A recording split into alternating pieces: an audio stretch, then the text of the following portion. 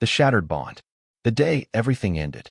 The morning of Arya Winter's mating ceremony began with rain. Not the gentle spring rain that nourished the earth, but the violent kind that hammered against windows and turned the ground into rivers of mud. The older wolves called it a bad sign. Arya called it fitting. She stood in the small servant's room at the back of the Silverwood pack house, staring at her reflection in a cracked mirror. The white dress they had given her was beautiful, covered in delicate lace and tiny pearls that caught the dim light. It was also 2 sizes too big, hanging off her thin shoulders like a ghost's clothing.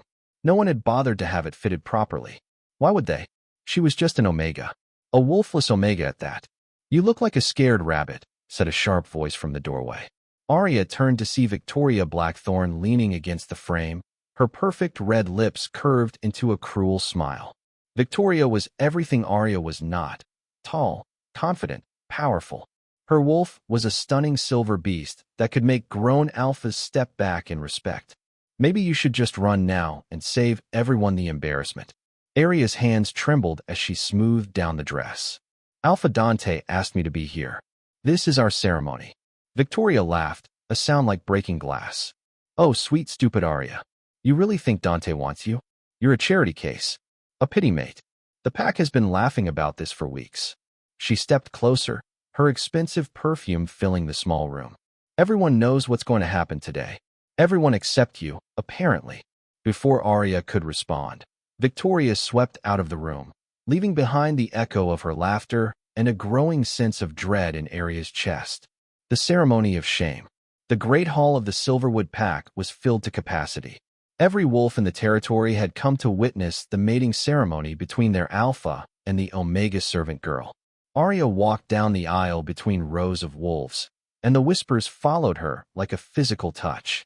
"Can you believe he's actually going through with this? She doesn't even have a wolf. What kind of Luna will she make? This is an insult to the pack." Arya kept her eyes fixed on the raised platform at the front of the hall, where Alpha Dante Silverwood stood waiting. He was magnificent in his formal black suit, his dark hair perfectly styled, his strong jaw set in a serious expression.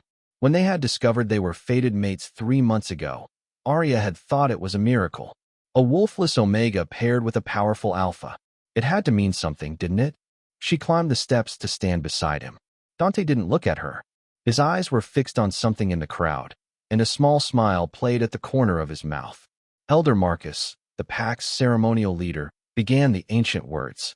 "We gather today to witness the sacred bond between Alpha Dante Silverwood and Arya Winters. The moon goddess has chosen these 2 souls to be joined in the eternal mate bond. Does anyone here challenge this union?"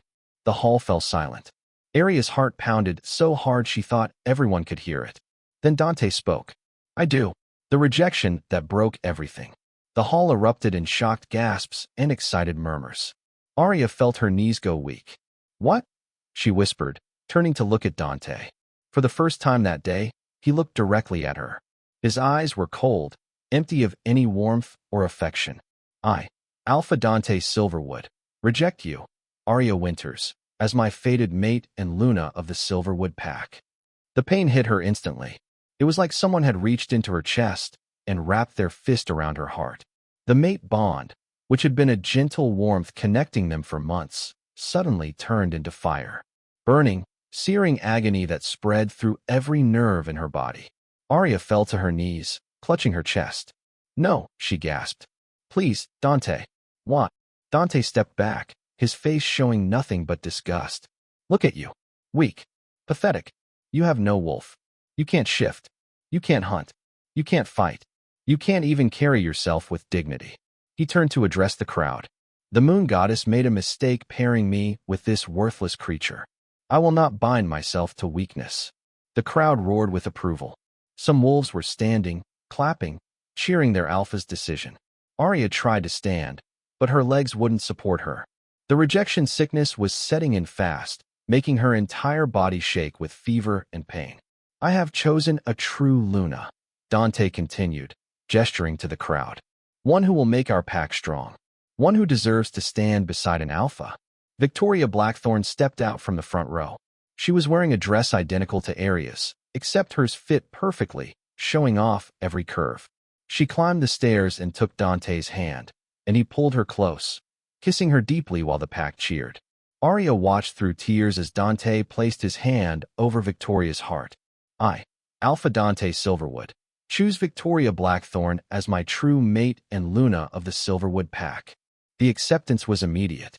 Victoria glowed with the new bond, power radiating from her in visible waves.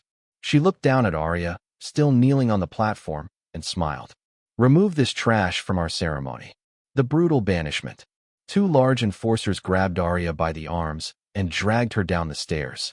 The crowd parted to let them through, and as they passed, wolves spat at her, threw things, shouted insults. Worthless Omega. Defective. You should have died with your parents. They dragged her through the pack house, out the back door, and into the pouring rain. Arya's thin dress was soaked through in seconds. The enforcers threw her into the mud near the edge of pack territory. You have 1 hour to get beyond our borders, the larger enforcer growled. After that, you're rogue. And we all know what happens to rogues. They left her there in the mud and rain. Arya tried to stand, but collapsed immediately. The rejection sickness was getting worse. Her fever was climbing, and every breath felt like swallowing glass. She knew she needed to move, needed to get away before the hour was up, but her body wouldn't respond. Through the haze of pain and fever, she heard footsteps approaching. For a moment, she hoped someone had come to help her. Then she saw Victoria's expensive shoes stopping inches from her face. Still here, Victoria crouched down, her dress somehow still pristine despite the rain. Let me tell you a secret, Arya. This was planned from the beginning. Dante and I have been together for over a year. When you two were paired, we were furious. But then we realized it was an opportunity. Arya tried to speak, but only a weak cough came out. Victoria continued, clearly enjoying herself. You see, there are ways to break a fated mate bond. Ancient magic. Dark magic. But it requires the rejected wolf to be completely broken, body and soul. So we planned this whole thing. The public humiliation, the cruel rejection, the banishment. By the time you die out there in the forest, the bond will be completely severed, and no one will ever question Dante's choice of Luna. She stood up, brushing off her dress. Thank you for being so weak, Arya. You made this so much easier. Victoria walked away, her laughter mixing with the sound of thunder. Arya lay in the mud as the rain washed away her tears. She thought about giving up, letting the fever take her, dying right there on the border of the territory that had been her home for 23 years. It would be easier than fighting. She had nothing left to fight for. But deep inside, in a place she didn't know existed, something small and fierce whispered, survive. Into the forbidden forest. Somehow, Arya made it to her feet. Somehow, she stumbled beyond the pack borders and into the dense forest that separated territories. The Forbidden Forest, they called it. A place where rogues hunted and dark things lived. No sane wolf traveled through it alone. Arya had no choice. The first week was a blur of fever dreams and delirium. She found a small cave and crawled inside, shivering despite the burning heat of her skin. The rejection sickness ravaged her body. She hallucinated Dante's voice telling her she was worthless. She dreamed of Victoria's cruel smile. She saw her parents, who had died when she was a child, reaching out to her from shadows. But she didn't die. By the second week, the fever broke. Arya was weaker than she had ever been, her body nothing but skin and bones, but she was alive. She learned to set simple traps for rabbits. She found a stream with clean water. She discovered which berries were safe to eat and which would kill her. The forest was dangerous, but it was also honest. The trees didn't whisper cruel things behind her back. The animals didn't pretend to care and then destroy her. In the forest, everything that wanted to kill her was honest about it. By the third week, Arya had established a small routine. She would check her traps at dawn, gather what edible plants she could find, and return to her cave before dark. The nights were the worst. That's when the rogues came out to hunt. She had seen them from a distance. Wolves with matted fur and wild eyes, driven mad by isolation. They traveled in small packs, attacking anything that moved. Arya had learned to mask her scent with mud and pine needles, to move silently through the undergrowth, to be invisible. Until the day she heard the screaming. The wounded stranger. It was late afternoon when Arya heard the sounds of fighting. Snarls, growls, the snap of teeth, and underneath it all, a human voice shouting commands. She should have run in the opposite direction. Every survival instinct told her to hide. But the voice sounded wrong. Not aggressive or cruel, but desperate. Defensive. Arya crept through the trees until she could see the clearing. 5 rogue wolves were circling a man. He was tall and broad-shouldered, dressed in torn traveling clothes, and bleeding from multiple wounds. In his hand, he held a silver knife, the only thing keeping the rogues from tearing him apart. As Arya watched, one of the rogues lunged. The man dodged, but not fast enough. Claws raked across his back, and he fell to one knee. The rogues closed in for the kill. Arya didn't think. She grabbed a thick branch from the ground and ran into the clearing, screaming at the top of her lungs. "Get away from him!" The rogues turned, surprised by the interruption. Arya swung the branch with all her strength, hitting the nearest rogue across the snout. It yelped and jumped back. The distraction was enough. The wounded man surged to his feet and drove his silver knife into the throat of another rogue. It fell, twitching. The remaining 3 rogues looked between Arya, the man, and their dead packmate. Then, deciding it wasn't worth it, they turned and ran into the forest. The man dropped to his knees, breathing hard. Blood soaked through his shirt from multiple wounds. Arya dropped her branch and rushed to his side. "Are you insane?" she asked, trying to assess the damage. "What are you doing traveling through the forbidden forest alone?" The man lifted his head, and Arya's breath caught. His eyes were the most stunning shade of gold she had ever seen, like molten metal in the fading sunlight. Despite his wounds and exhaustion, there was something commanding about him, something that made her Omega instincts want to bow. "I could ask you the same question," he said, his voice rough with pain. "Alone Omega in rogue territory. That's a death sentence." "I'm surviving," Arya said, pulling off her outer shirt to press against his worst wound. "Which is more than you'll be doing if we don't stop this bleeding." The man studied her face for a long moment. "You're marked," he said quietly, reaching up to touch the side of her neck where the rejection mark still burned, a dark bruise that would never fully fade. "Recently rejected. That's why you're out here." Arya flinched away from his touch. "That's none of your business." "No," he agreed. "But you're still helping me anyway." Something flickered in those gold eyes. Respect? Curiosity? "What's your name?" "Arya. Arya Winters." The man smiled, though it was more of a grimace of pain. "Well, Arya Winters, I'm in your debt. That's not a small thing where I come from." "Where do you come from?" He tried to stand and nearly fell.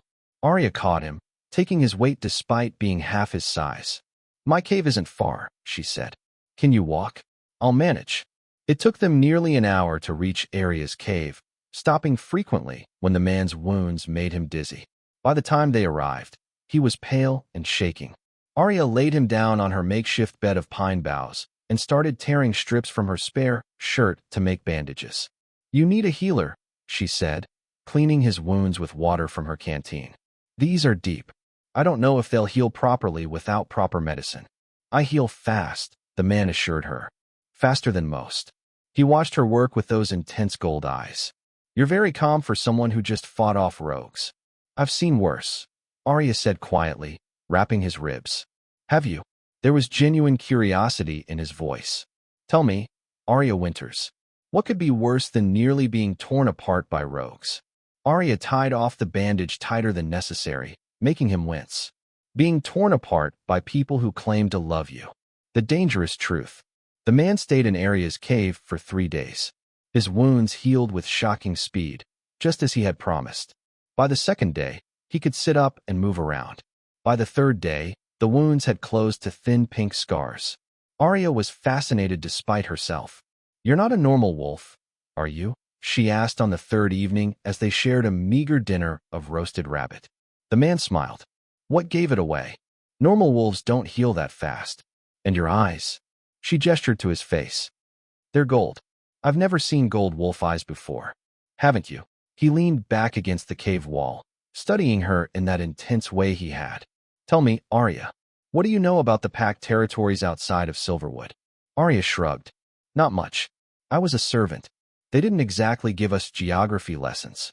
"There are 7 major packs in this region," the man said. "Silverwood is the smallest and weakest of them. To the north is the Nightshade pack. Have you heard of them?" Something in his tone made Arya's skin prickle with warning. Stories. They say the Nightshade Pack is the most powerful pack in the territory. They say their alpha is ruthless and unstoppable. They say he can kill with a look. The man's smile grew wider. Do they now? And what else do they say? They say he has gold eyes. Arya whispered, realization dawning. Like molten metal. The man stood up, moving with the fluid grace of a predator. Power radiated from him in waves that made Arya's Omega instincts scream. Let me introduce myself properly. I am Kale Nightshade, Alpha of the Nightshade Pack, and you, Little Omega, just saved the life of the most dangerous wolf in the territory. Arya scrambled backward until her back hit the cave wall. Why didn't you tell me? Would you have helped me if you knew? Kale asked. Arya didn't know how to answer that. Kale crouched down to her level, those gold eyes glowing in the dim light of her small fire. You saved my life, Arya Winters. That creates a debt, a bond, and I always repay my debts. He reached out and gently lifted her chin, forcing her to meet his gaze. You're coming with me. Back to my territory. You'll be under my protection. I can't, Arya said, trying to pull away. I'm rogue. If I enter pack territory, any wolf can kill me on sight. Not if you're with me, Kale said. His voice dropped to something dark and promising. I am Alpha. My word is law. And I'm telling you, Arya Winters, you belong under my protection now. His eyes flashed with something wild and possessive. You saved the wrong man, Little Omega. Or maybe, his smile turned predatory. You saved exactly the right one. Part 2, Secrets and Shadows. The Journey to Nightshade Territory. Arya didn't sleep that night. She sat at the entrance of her cave, watching Kale Nightshade sleep peacefully by the dying fire. Every instinct told her to run. This man was dangerous. He was powerful. He was everything she had been taught to fear. But where would she run? Back to Silverwood, where Dante and Victoria would kill her on sight. Deeper into the forbidden forest, where rogues would tear her apart. At least with Kale, she had a chance at survival. When dawn broke, Kale was already awake, packing up the few supplies Arya had gathered. We leave in 1 hour, he said without looking at her. My wolves will meet us at the northern border. Your wolves? Arya asked nervously. My guards. They've been searching for me for days. Kale turned to face her, and his gold eyes were serious. When we meet them, stay close to me. They're trained to kill rogues without question. Your scent will trigger their hunting instincts. Arya wrapped her arms around herself. Maybe I should just stay here. No. The word was firm, leaving no room for argument. You saved my life. That means you're under my protection now.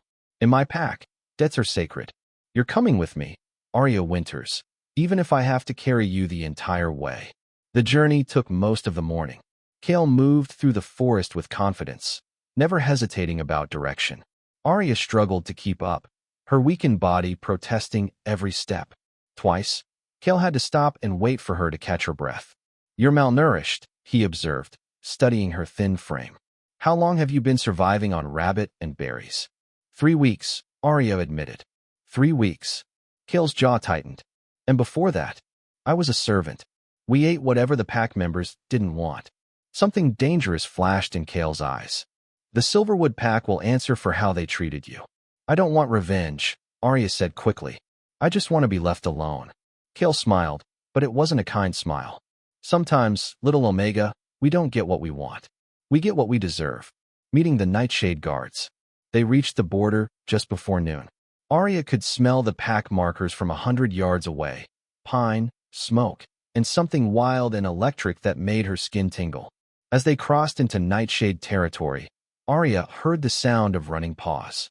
6 massive wolves burst through the trees, surrounding them in seconds. These weren't normal pack wolves. They were enormous, with sleek black fur and eyes that glowed amber in the sunlight. They moved with military precision, forming a protective circle around Kale. The largest wolf shifted into a tall, muscular man with a shaved head and multiple scars crossing his dark skin. His eyes went wide when he saw Kale. Alpha, thank the goddess. We've been searching for 5 days. Then his eyes landed on Arya, and his expression turned deadly. Rogue. In an instant, all 6 wolves had their attention on Arya. Low growls filled the air. Arya took a step backward, her heart hammering in her chest. "Stand down," Kale commanded, his voice carrying the weight of absolute authority. "This Omega is under my direct protection." The scarred man looked confused. "Alpha, she's rogue. The law. The law is what I say it is, Marcus." Kale stepped in front of Arya, blocking her from view. "This woman saved my life. She fed me when I was starving, sheltered me when I was wounded, and fought rogues to protect me. She is not to be harmed. Pass the word to every wolf in the pack. Anyone who touches Arya Winters answers to me personally. Am I clear?" Marcus bowed his head immediately. "Crystal clear, Alpha. Forgive me." He looked at Arya with new eyes. "My apologies, miss. Any friend of the Alpha is a friend of the Nightshade Pack." The other guards shifted back into human form, all of them bowing slightly to Arya. She didn't know what to do, so she just nodded awkwardly. Kale turned to her. "Marcus will give you his shirt. You can't ride on a motorcycle in that torn dress." "Motorcycle?" Arya asked. Marcus was already pulling off his black shirt, revealing a chest covered in tattoos. He handed it to Arya with a slight smile. "Welcome to the Nightshade Pack, miss. Things are a bit different here than what you're used to." The Nightshade Pack House. The ride to the Pack House took 30 minutes.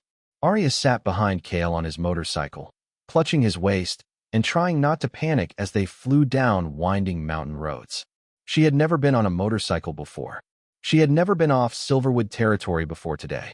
When they finally stopped in front of a massive compound surrounded by high stone walls, Arya could only stare. The Nightshade Pack House wasn't a house at all. It was a fortress. Modern buildings made of steel and glass, mixed with ancient stone structures. Guards patrolled the walls. Training grounds sprawled across acres of land. "This is huge," Arya whispered. "Home to 3,000 wolves," Kale said, helping her off the bike. "The largest pack in the Northern Territory." He placed a hand on the small of her back, guiding her forward. "Stay close. I need to make an announcement." They walked through the main gate, and immediately wolves began gathering. Word of the Alpha's return spread like wildfire. Within minutes, hundreds of wolves had assembled in the central courtyard. They watched Arya with curious eyes, but no one showed hostility. Instead, they looked hopeful. Kale stepped forward, his voice carrying across the crowd. "I have returned. The witches who attacked me are dead. The threat is eliminated." Cheers erupted. Kale raised a hand for silence. "This woman, Arya Winters, saved my life. She is under my personal protection and is to be treated as an honored guest. Anyone who harms her or shows her disrespect will be banished. Spread the word." The crowd began to disperse, but Arya noticed many wolves lingering, studying her with interest. An older woman approached, her silver hair pulled back in a neat bun. She smiled warmly at Arya. "Alpha, welcome home. And welcome to you as well, dear." She looked at Arya's torn dress and thin frame with concern. "Oh, you poor thing. Let's get you fed and cleaned up. I'm Margaret, the head housekeeper. Come with me." Kale nodded. "Take care of her, Margaret. She's been through an ordeal. A room of her own." Margaret led Arya through the pack house, chattering the entire way. "We have hot water here, dear. And a full medical wing. When was the last time you saw a doctor? Never mind, we'll get you checked out tomorrow. First, let's get some food in you. You're thin as a rail." She opened a door to reveal a beautiful bedroom with a large bed, soft rugs, and a window overlooking the mountains. It was bigger than the entire servants' quarters back in Silverwood. "This is for me?" Arya asked, unable to believe it. "Of course. You're the Alpha's honored guest. Though between you and me," Margaret leaned in conspiratorially, "I think you're more than just a guest. The Alpha has never brought anyone to his territory before. And the way he looks at you." She winked. Arya felt her face heat up. "It's not like that. I just helped him when he was injured." Margaret clearly didn't believe her. "Well, you go ahead and shower. I'll bring up some clothes and food. The bathroom is through that door.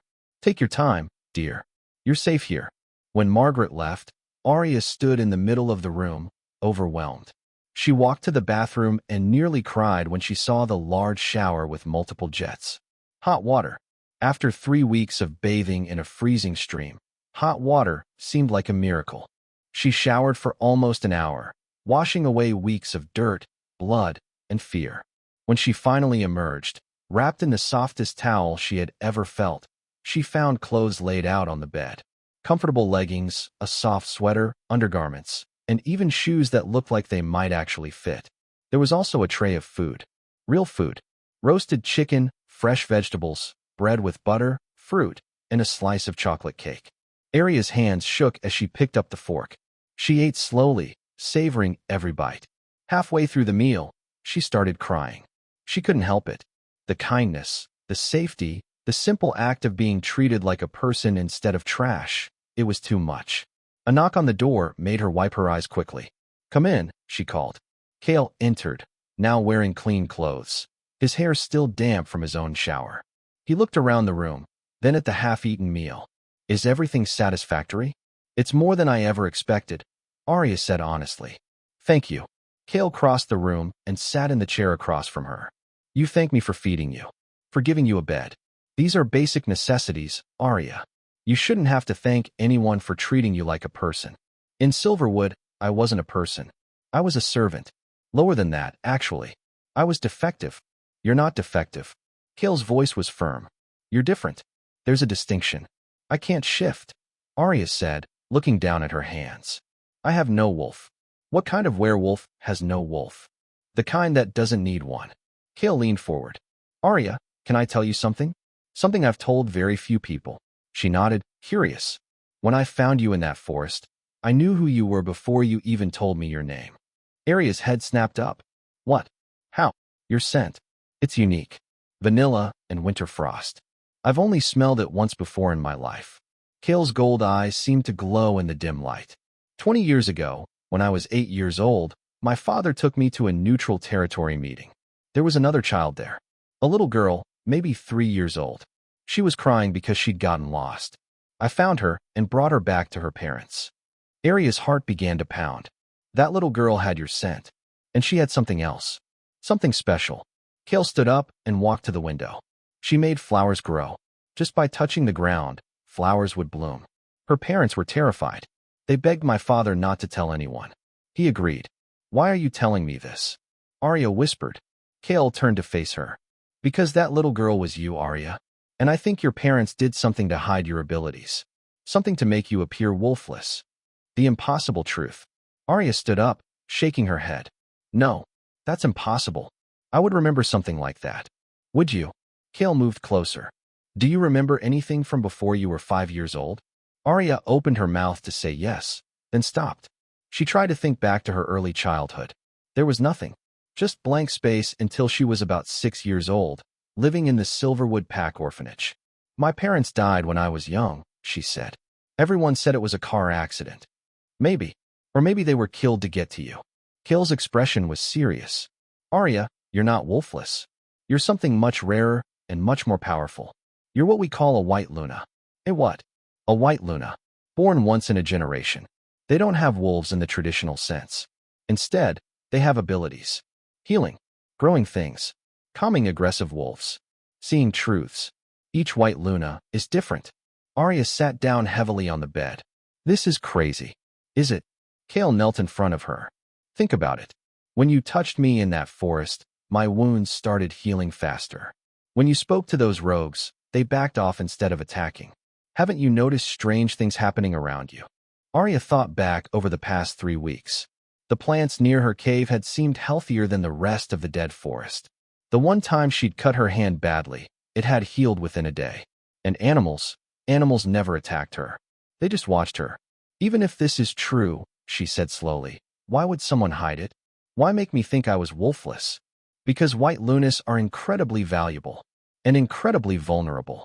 Cale's jaw tightened. "There are wolves who would kill to possess one. Who would use you as a weapon or a tool. Your parents were probably trying to protect you. But they're dead now." "Yes. And somehow, you ended up in the weakest pack in the territory, treated as a worthless servant." Cale's eyes narrowed. "I don't believe in coincidences, Arya. I think someone has been controlling your life. Someone who knew what you were and wanted to keep you weak and hidden." A chill ran down Arya's spine. "Who? I don't know yet. But I'm going to find out." Cale stood up. "For now, you're safe here. Rest. Recover. Tomorrow, we'll start testing your abilities." "And if I really am this white Luna thing?" Cale smiled. "Then, little Omega, you're about to discover you're not broken at all. You're just been asleep. The training begins. The next morning, Arya woke up in the most comfortable bed she'd ever slept in. For a moment, she forgot where she was. Then reality came flooding back. Kale, the Nightshade Pack, the impossible story about White Lunas. A soft knock on the door was followed by Margaret entering with a breakfast tray. "Good morning, dear.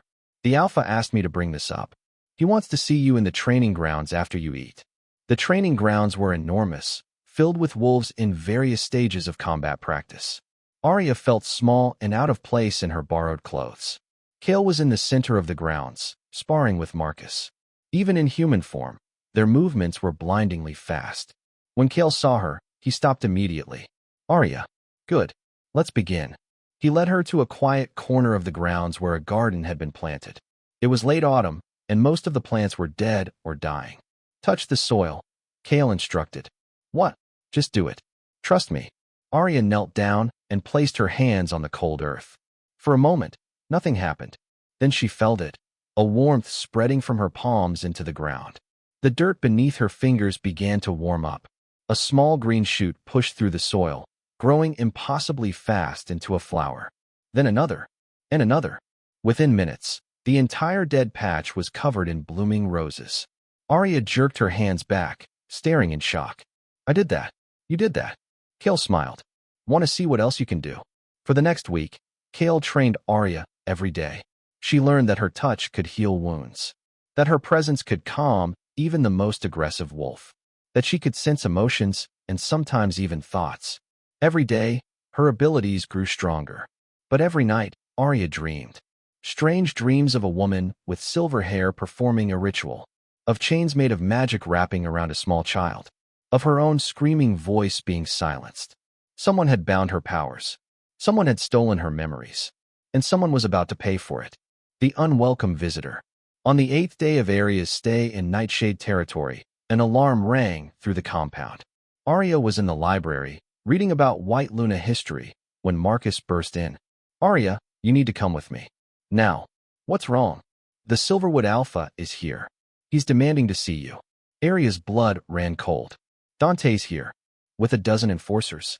He claims you stole property from his pack and demands your return." Marcus's expression was grim. "The Alpha is handling it, but Dante is invoking the old laws. He has the right to challenge for your custody." They rushed to the main courtyard where a crowd had gathered. Arya could see Dante standing near the gate, looking arrogant in his Alpha clothes. Victoria stood beside him, her arm linked through his. When Dante saw Arya, his eyes widened. She looked completely different from the broken, starving girl he'd thrown away. She was clean, healthy, and standing tall. But it was something else that made him stare. She glowed. An actual soft light seemed to emanate from her skin. "There she is," Dante called out. "The thief who ran away with valuable pack property." Kale stood between them, his arms crossed. His gold eyes were blazing with barely contained fury. "Arya Winters is not your property. You rejected her. You threw her out. She's mine now." "Yours?" Dante laughed. "She's a worthless Omega. She can't even shift. Why would the great Kale Nightshade want damaged goods?" "Damaged goods?" Kale's voice was deadly soft. "Is that what you call her?" "That's what she is. But she's still Silverwood Pack by birth. I'm claiming her under territorial law." Arya felt Kale's rage building like a storm. She stepped forward before things could escalate. "I'm not going back, Dante." Dante's smile was cruel. "You don't have a choice. Unless..." He looked at Kale with calculation. "Unless Alpha Nightshade wants to challenge me for custody. Traditional combat. Winner takes the girl." The crowd went silent. Every wolf knew what this meant. A challenge between alphas was a fight to the death. Kale stepped forward, his eyes blazing. "I accept your..." "No." Arya's voice rang out clearly. She walked forward until she stood beside Kale. "I'm not a prize to be won. I'm not property. And I'm definitely not going back to a pack that threw me away like trash."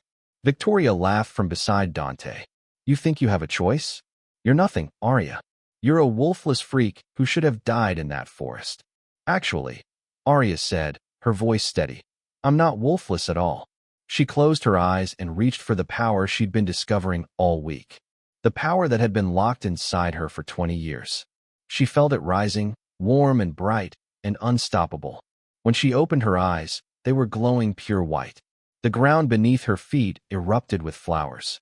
White roses, hundreds of them, spreading out in a circle around her. The air filled with the scent of vanilla and magic. Every wolf in the courtyard gasped. Some dropped to their knees. Even Dante stepped back, his face pale with shock. "I am Aria Winters," she said, and her voice carried power that made the words feel like a physical force. "I am a white Luna, and I belong to no one but myself." Dante stared at her, his face cycling through shock, fear, and finally, rage. He turned to Kale with hatred in his eyes. "You knew. You knew what she was, and you hid her from the council." "I protected her," Kale corrected. "Something you failed to do." He moved to stand beside Arya, and his presence felt like a shield. "She belongs to no pack. She is under my protection, yes, but she is free. And if you try to take her, Dante Silverwood, I will end you and your entire bloodline." The threat hung in the air like a blade. Dante's hands clenched into fists. "This isn't over." "Oh, I think it is," Kale said softly. "But if you want to make it official, I'll accept your challenge. We fight. Here. Now. Winner takes everything." His smile was terrifying. "But know this. If you lose, I don't just take Arya. I take your pack, your territory, your title, everything." Dante's face went white. He looked at Victoria, who suddenly seemed very interested in the ground. No backup there. He looked at his enforcers, who were all carefully not meeting his eyes. I withdraw my claim," Dante finally said, the words clearly painful. "Good choice." Kale's voice was mocking. "Now get off my territory before I change my mind about letting you leave alive." Dante and his wolves retreated to their vehicles and drove away. The moment they were gone, the tension broke. Wolves began talking excitedly. Someone started clapping, and soon the entire courtyard was applauding. Arya felt her knees go weak. Kale caught her, his arm around her waist. "Easy. Using that much power on your first try will drain you." "Did I really just do that?" Arya whispered. "You did."